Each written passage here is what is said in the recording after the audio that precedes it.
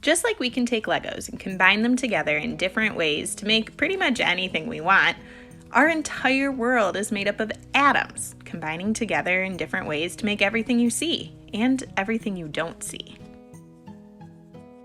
Atoms are made of protons and neutrons, which are in the nucleus. That's where the mass of the atom is. Orbiting around the nucleus are electrons. They're even smaller. So most of the atom is actually empty space, and atoms are so tiny there are billions in a single drop of water. When electrons from one atom join in the orbit of electrons from another atom, we get what we call a bond. When atoms bond together, they form molecules. When molecules bond together, we get monomers, and when monomers bond together in a big long chain, we get polymers. Let's take this for example, the atom carbon, which we'll call C, like on the periodic table, and the atom hydrogen, which we'll use an H. Now, if we combine those, we get a molecule. So let's say we have one carbon and two hydrogen bonded together, like this. Now, if we put those together, we get a monomer. Remember, the root mono means one, so that would be one CH2 molecule bonded to one more. Now, a polymer, remember poly means many, would be a whole chain of these molecules bonded together.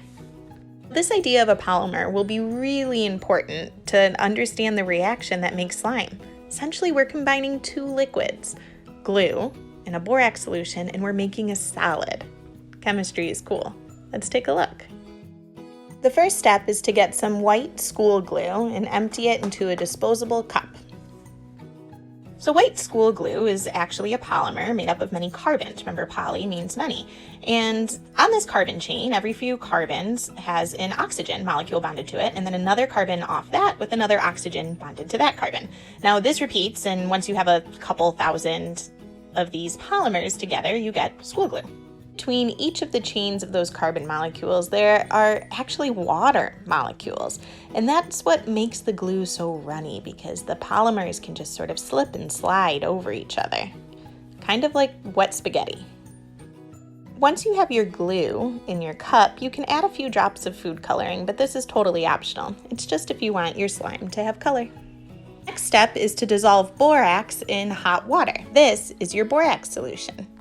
Watch what happens when you mix it with the glue. The borax bonds with the water molecules that are in between those carbon chains.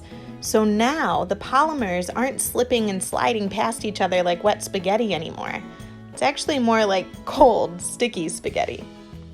The more borax solution you add, the more those carbon chains bond together, and your slime becomes more and more like a solid.